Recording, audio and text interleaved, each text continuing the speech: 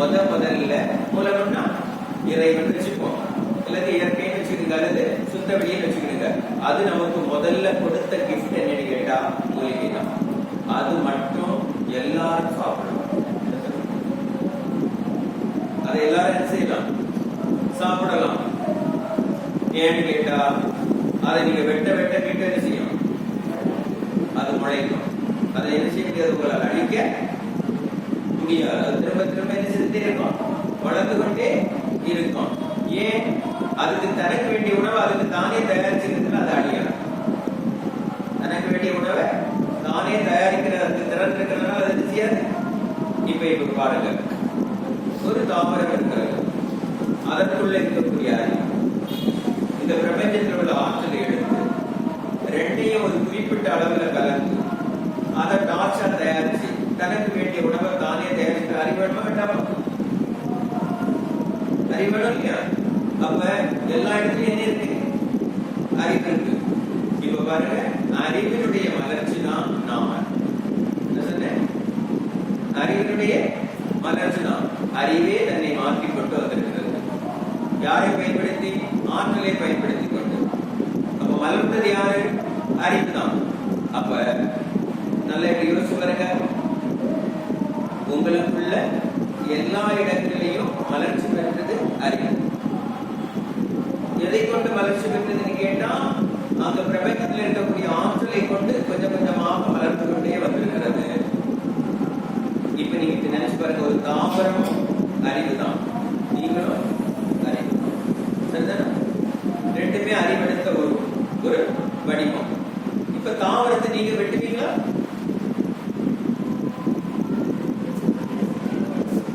வெட்டதானே செய்வீங்க. அது வலிக்குமா?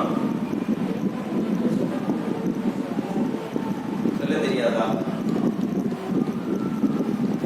தாவரத்துக்கு நான் மீண்டும் மீண்டும் அதான் சொல்லுவாங்க, தாவரத்துக்கு மட்டும் ஒரு கிஃப்ட் இருக்கு. என்னன்னு கேட்டா, நீங்க தாவரத்தை அறக்குறதோ அல்லது அதனுடைய பழங்களை வெட்டுகிறதோ அதனுடைய அந்த எப்ப வலி வரணும்னு கேட்டா, அவங்க அடிச்சா அந்த அடிச்ச இடத்துல ஒரு தேக்கம் வருது இல்லையா, அந்த தேக்கம் தான் வலியா மாறும். தாவரத்துக்கு மட்டும் அது கிடையாது. அடுத்த இடத்துல இருக்கக்கூடிய அந்த வலி கிடையாது, பூமிக்கு கிடக்கு. அதனால அது என்ன செய்யாது, வலியை உணராது. அந்த கிஃப்டை யாருக்கு மட்டும் கொடுத்திருக்கு? தாவரத்துக்கு. ஆனால் மகான்கள் அதை ரொம்ப கருணையோடு பார்க்கறவங்க என்ன சொல்றாங்க, தாவரத்துக்கு கூட உயிர் இருக்குது.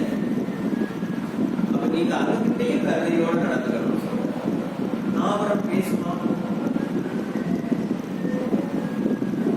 பேசும்.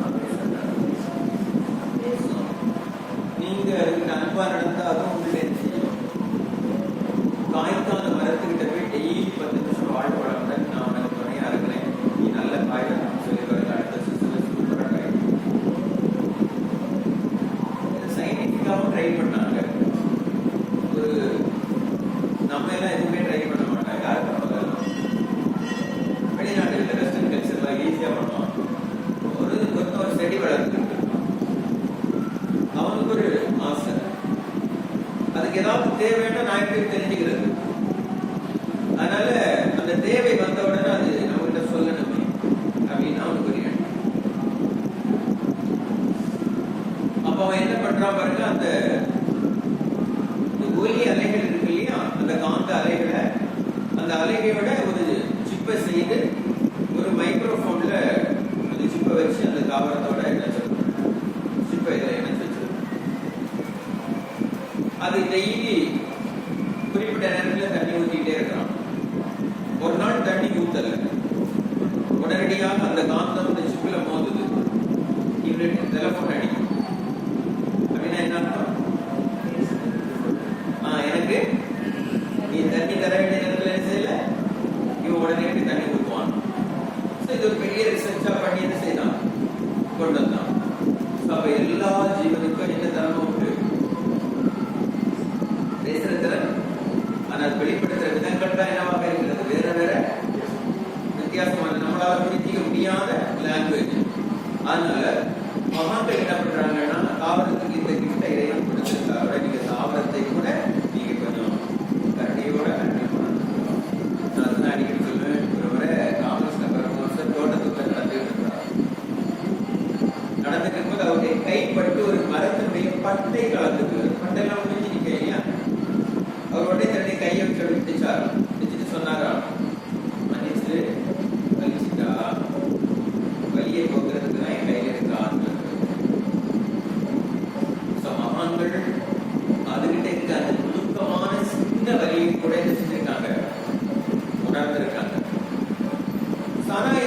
அதுதானே சாப்பிட்டு ஆகணும், அதானே கொடுத்தது. அது ஒரு கிஃப்ட் கூட கொடுத்திருக்காங்க. என்ன, அதை வெட்டினாலும் அதுக்கு வழி தெரியாது, மீண்டும் உயிர்ப்பிக்கிறது. பல்வேறு கிஃப்டை இயற்கை முதல் ஜீவனுக்கு கொடுத்ததுனால நாம் அதை மட்டும் உணவாக கொள்வதற்கு அனுமதிக்கப்படுகிறது. அந்த ஒரே ஒரு காரணம் தான். அப்ப அங்கிருந்து நீங்க ஆரம்பிச்சீங்கன்னா அங்கிருந்து இந்த அறிவு வேலை செய்து பாருங்க. அந்த அதுக்கு வேண்டிய ஸ்டார்ச்சை தயாரிக்கிறதுக்கு வேலை செய்யுது. ஒரு இடத்துல இன்னொரு இடத்துல நடந்து போறதுக்கு அந்த அறிவு வேலை செய்கிறது. ஒரு இடத்துல உள்ள பொருட்கள் அது ஜீரணிக்கிறதுக்கு அதுக்குள்ள ஒரு சிஸ்டத்தை உருவாக்குறது எல்லாம் அறிவு இருக்கு. நம்ம வரையும் பாத்தீங்கன்னா நமக்கு எத்தனை விதமான அறிவு இருக்கு. உங்க கையை அசைக்க முடியுது, உங்க இதயம் இயங்குகிறது, உங்களுடைய வாரி போட்ட உணவெல்லாம் ரத்தமா மாறுது. ஆமாவா இல்லையா? அப்ப எத்தனை அற்புதத்தை உங்களுக்குள்ள அறிவு செய்து பிறகு இதெல்லாம் அறிவு இல்லாதவனால இந்த சிஸ்டத்தை உருவாக்க முடியுமா? முடியாது. அப்ப எல்லா இடத்துலயும் என்னதான் இருக்கு? அறிவு தான் இருக்கு. அதான் மகிழ்ச்சினாங்க மலர்ந்தது இறை, அறிந்தது அன்பு. நீங்க இங்க மலர்ந்திருக்கிறது எல்லாமே இறைவன் எட்டை கொண்டாடுங்களோ அன்னைக்கு நிறைய அன்பு. இப்ப நீங்க நினைச்சு பாருங்க, எல்லாரையும் பார்க்கறது இறைவனுடைய அம்சம் அப்படின்னு சொன்னா உங்களுக்கு யாரையாவது திட்டணும், யாரையாவது கோபப்படணும், இந்த மாதிரி இதெல்லாம் செய்வோமா? யாரையாவது கொல்ல முடியுமா? மனசு பண்ண முடியாது இல்லையா? ஏன்? நாம எல்லாருமே யார் தான்? இறைவனுடைய குழந்தைகள் தான் இல்லையா? இப்போ உங்களை யாராவது உங்களுக்கு தெரியாம நீங்க என்ன நினைக்கணும்?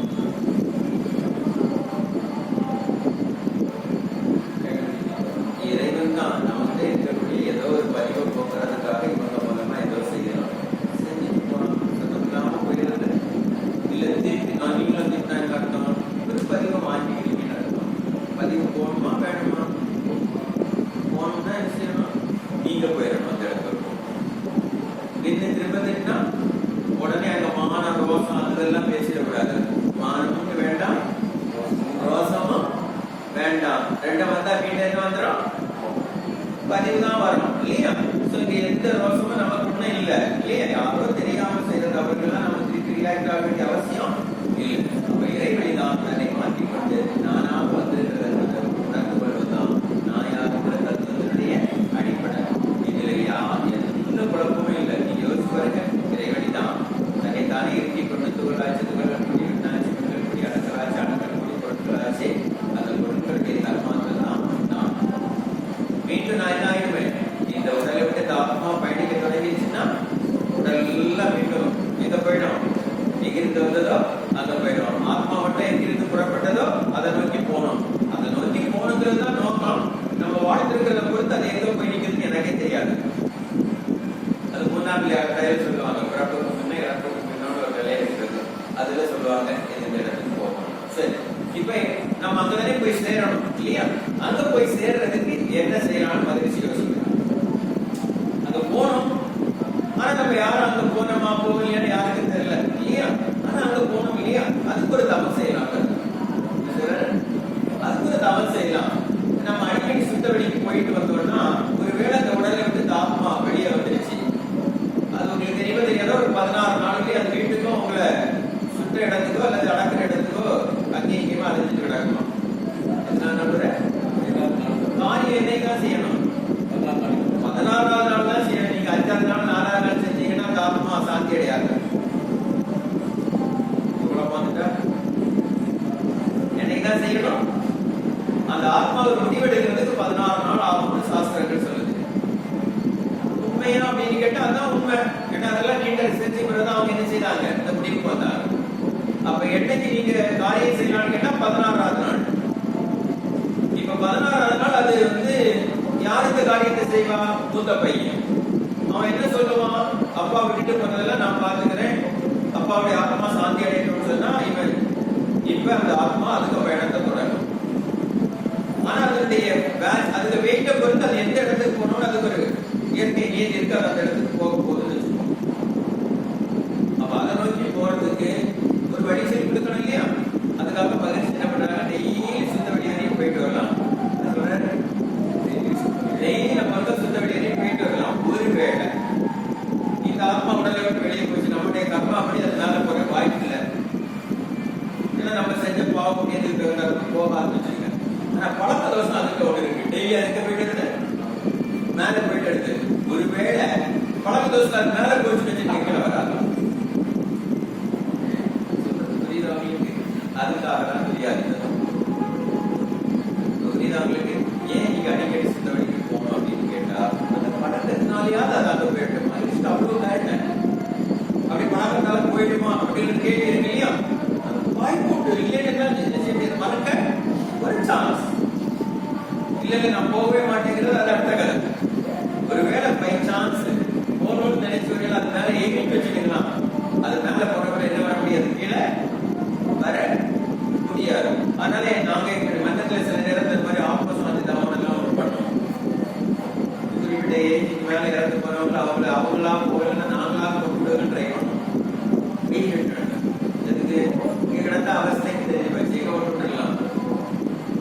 இதெல்லாம் நிறைய முயற்சிகள் மனவளக்கல்விக்கு வந்த பிறகு இந்த மாதிரி நிறைய முயற்சிகளை என்ன செய்யறோம் சொல்லி கொடுத்துருக்காரு. சாமி அதுபடி இதோட செஞ்சுட்டு இருக்கோம்னு வச்சிருக்கோம். இப்ப ஏன் துரியாதீனம் தான் என்னன்னு பார்ப்போம். இதுவரையும் நம்ம உடம்புக்குள்ளதான் நம்ம செஞ்சுட்டு இருக்கோம். ஆங்கிலேயம் சாந்தி என்ன துரியம் இப்படி மாற்றி மாற்றி செஞ்சுட்டே இருக்கிறோம். பட் இந்த உடலுக்குள்ள நின்று நீங்க தவம் செய்ய என்னாங்கன்னா உடலுக்குள்ள நிறைய ஆற்றல் தான் இருக்கும். ஆனா எங்கிருந்து வந்தது அங்க போய் சேர்ந்தா இது சுத்த வழி நிறைய போகணும். அப்ப உடலை கடந்து போகணும். உடலை கடந்து போனோம்னா துரியம் கடந்த நிலை தெரியாது. என்ன சொல்றேன்?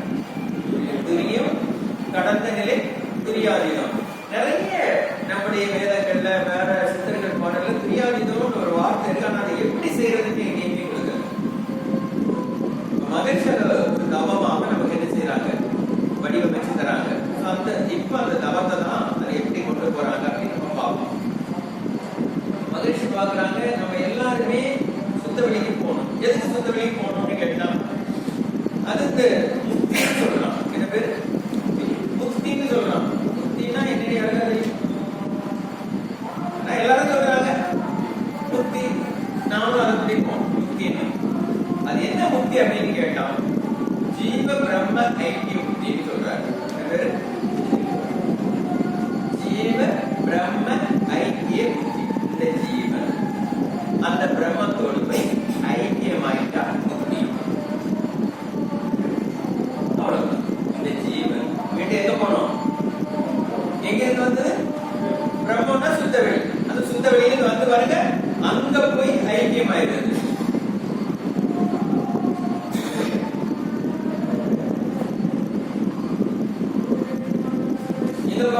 இந்த ஜீவன் மீண்டும் பிரம்மத்தோட போய் ஐக்கியமாவதற்கு பேர் முக்தி. அவ்வளவு.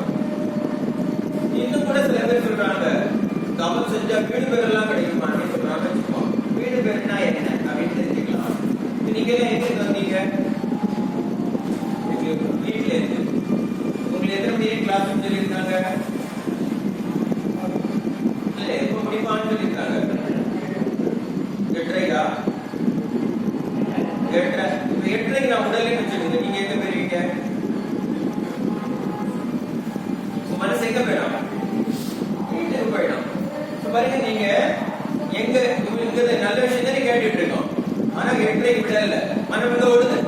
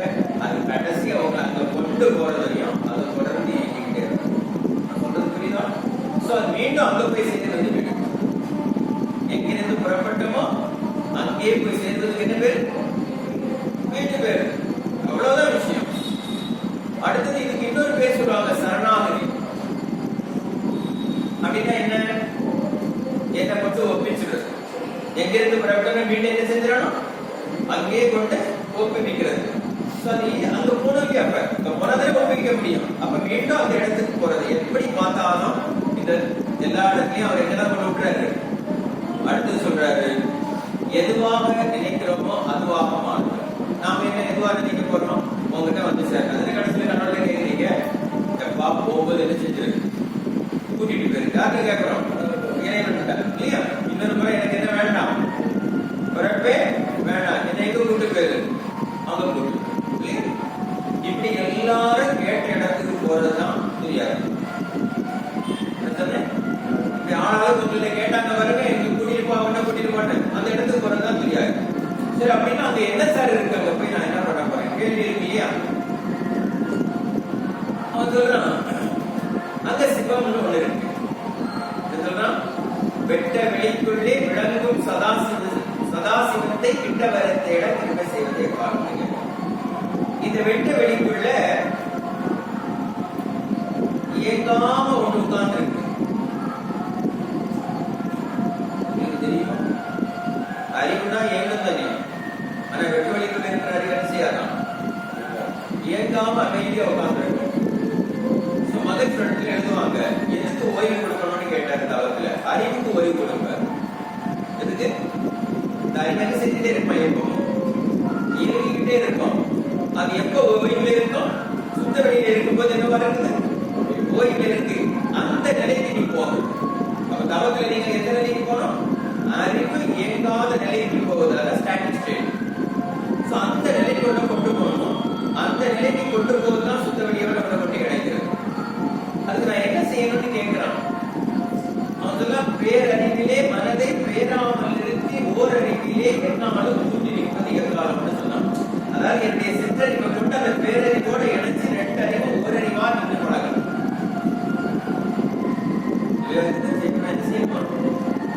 சிற்றறிவை கொண்டு எங்க இணைக்கணுமா? அந்த பேரறிவோட இணைச்சு ரெண்டு அறிவு வேற வேற இல்ல, ஒன்னா என்னைக்கு உடனடியோ அன்னைக்கு உனக்கு தெரியாது. சரி, அப்படி கிடைச்சுமான்னு கேட்டான். உடனே கிடைச்சிருமான்னு கேட்டான். அதுக்கெல்லாம் உறுதிமொழி எல்லாம் தர முடியாது. வல்லவர் இன்று வருமோ, நாளை வருமோ, மற்றென்று வருமோ, துன்மல வெண்மாயை கடந்து வெளிக்குள் வெளி கடந்து சும்மா இருக்க சொல்லும். நீ இதுக்குள்ள போய் அதெல்லாம் கடந்து போய் சும்மா இரு. அது எப்ப வேணாலும் இன்னைக்கு வருமோ, நாளைக்கு வருமா, அல்லது மற்றென்று வருமோ தெரியாதுங்கிற, ஆனா வரணுங்கிற. சொல்றது புரியல? அப்ப போய் இருக்க வேண்டியது யார் வேலை? நம்ம வேலை. கொடுக்கிறது யார் வேலை? இயற்கையினுடைய வேலை, அல்லது இறையினுடைய வேலை, அல்லது அறிவினுடைய வேலைன்னு வச்சுக்கணும். பட் நம்ம முயற்சி யாருடையது? நம்முடையது. அப்ப தினந்தோறும் நாம் மெல்ல மெல்ல கடந்து முப்பாலும் பாலாய் முதற்பாலும் சூன்யமாய் அப்பாலுக்கு அப்பாலாய் அறிவு செய்வதை தவறு கேட்கலாம். நான் முதல் பால் சூன்யம், முதல்ல 3 பால். நம்ம இந்த பூமி இருக்குது பாருங்க, சுத்த வழியில கிடக்கு, அது முதல் பால். இந்த பூமி இருக்கக்கூடிய இந்த அண்டசராசரம் இங்கதான் கிடக்கு, சுத்த வெளியில. இது 2வது பால். அந்த முதல் பால் இருக்கு பாருங்க, அது என்னவா இருக்குன்னு கேட்டான். அது சூன்யம், அங்க ஒண்ணுமே இல்லை. அவனுக்கு சொல்ற முப்பாலும் பாலாய் முதற்பாலும் சூன்யமாய் அப்பாலுக்கு அப்பாலாய். அந்த சூரியத்துக்குள்ளவே வாங்க. நமக்கு என்ன பழக்கம்? அங்க ஒண்ணுமே தரத்துல என்ன பார்க்குது? நம்ம யாரை தேடிட்டு இருக்கோம்? சூரிய வருமா, சந்திரன் வருமா? இல்லையா? எதையே தேடி தேடி காலத்தை ஓட்டிட்டு இருக்கோம். புத்தரும் அப்படிதான் தேடினாரு 14 வருஷமா. இது வரும் அது வரும்னு சொன்னாங்களே, ஒரு குரு ஒன்று சொன்னா எல்லாத்தையும் தேடினாரு. தேடி தேடி எதுவும் வரல. கடைசி அவர் சொன்னாரு, 14 வருஷத்தை வேஸ்ட் பண்ணிட்டேன். என்ன சொன்னாரு? 14 வருஷத்தை வேஸ்ட் பண்ணிட்டேன். இனி தபம் செய்வதுங்கிறது சோம்பேறிகள் செய்யற வேலை, வருஷங்களை வேஸ்ட் பண்றதான்னு சொல்லிட்டு இனிமேல் நான் செய்ய போறது சும்மா உட்கார்ந்து. அவ்வளவுதான். அப்படியே அமைதியா உட்கார்ந்தாரு. அப்படியே இழுத்து போகுது. அண்ட சராசரம் காட்சியாகுது. அவருடைய காதுகள்ல அந்த ஒலிகள் ஒலித்துக் கொண்டே இருக்கிறது. அவ்வளவுதான். எல்லாமே கிடைச்சது. எப்ப கிடைக்கல? முயற்சி செய்த போது கிடைக்கல. எப்ப கிடைச்சி? சும்மா இருக்கிறான். நான் சொல்றேன், அதான் அவன் சொல்றான், வெளிக்குள் வெளிக்கிடந்து சும்மா இருக்கிறான். நம்ம என்ன செய்துட்டு இருக்கிறோம்? எங்கேயாவது சந்திரன் இருக்கா, சூரியன் இருக்கா, அது தெரியுதா, இது தெரியுதா, இது வருமா அது வருமா, நம்ம என்ன சொல்லிட்டு இருக்கோம்? தேடிட்டு இருக்கோம். அவன் சொல்றான் தேடாதே இருக்கிறான். இவன் சும்மா உட்காந்து அப்படி அதற்குள்ள நீங்க போய் உட்கார்ந்து பழக பழக பழக பழக ஒரு பிளாங்கா சொல்றது ஒரு ஸ்டாட்டிக் ஸ்டேட், உங்களுக்குள்ள எதுவுமே இல்லை, சும்மா உட்கார்ந்து இருக்கு, எதுவுமே வரல, மனசுக்கு எண்ணமற்ற நிலை, அப்படியே கொண்டு உட்கார வச்சாச்சு. அதுலயே நிக்க நிக்க நிக்க நிக்க அதுவானால் அதுவே சொல்லணும்னு ஒரு பழமொழி இருக்கு இல்லையா, என்னைக்கோ ஒரு நாள் உங்களுக்கு என்ன செய்யும் சொல்லும். அதுக்கு நீங்க நிறைய உங்க வாழ்க்கை முறையில மாறணும். எவ்வளவு மாறணும் நான் சொல்றேன், சின்ன உதாரணம் சொல்லிட்டு போயிடுவோம். நேரம் கொடுத்து ஒருத்தர் உட்கார்ந்து இருந்தார் ஒரு மாமா, ஒருத்தர் பேப்பர் ஒரு பேப்பரை படிச்சாரு, ஏதோ எழுதிருந்து இந்த பேப்பரை படிச்சுட்டு அந்த பேப்பரை இனி வேண்டாம் கசக்கிறார், கசக்கி அப்படி கீழே போட்டார். அவருக்கு டஸ்ட் கப்பல்ல ஜெனரல் மேனேஜர் அந்த பேப்பர் அப்படி சுருக்கி போட்டோன்னு தெரியும் இல்லையா, அப்படி போட்டோன்னு அது தெரியுது. அவர் அப்படி வந்து பாக்குறாரு. அப்ப அந்த பேப்பர் அவர்கிட்ட பேசுறது போல அவருக்கு ஒரு தோரணம் வருது. நீ மகானா, நீ ஞானியா, என்னை எப்படி நசுக்கி கொண்டிருக்கிறீங்க, நீ எல்லாம் தவறு செய்யறவனா, உனக்கு தண்டனை இருக்கா, எது இருக்க மனசுல ஓடுது. உடனே எந்திரிச்சு அந்த பேப்பரை எடுக்கிறார். எடுத்து அந்த பேப்பரை ஒரு டேபிள் மேல வச்சு கை வச்சு நல்லா கிளீனா விரிக்கிறார். சாரி மன்னிச்சிரு சொல்லிட்டு விரிக்கிறார். விரிச்சுட்டு நாளா மன்னிச்சு வீட்டுக்கு கொண்டு போகவில்லை. வச்சுட்டு வந்து அப்படி சேர்ல உட்கார்ந்துக்கிட்டு நான் என்ன செஞ்சேன், ஏன் எனக்கு என்ன கேள்வி வந்து உட்கார்ந்து அப்படியே கொண்டு போயிருக்கு. நான் சார் யாருக்கு எப்ப எந்த இடத்துல சுத்தவெளி காட்சியாகும் யாராலும் என்ன செய்ய முடியாது, சொல்ல முடியாது. ஆனா போய் பழக வேண்டியது.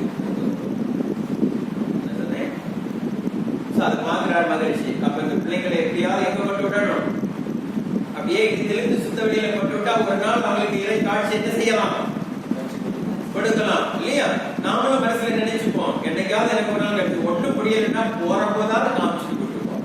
எங்க எங்க இந்த ஒரு நாள் கொண்டு போயிருவாள்ல, அன்னைக்காவது அந்த கடைசி நிமிஷமாவது என்ன செய்யும். அதுக்கு உங்களுடைய தாட் எப்படி இருக்கணும், ஐயோ இன்னும் பார்க்கலையே யார. இப்படிதான் எல்லாருக்கும் நாங்க சொல்றோம்.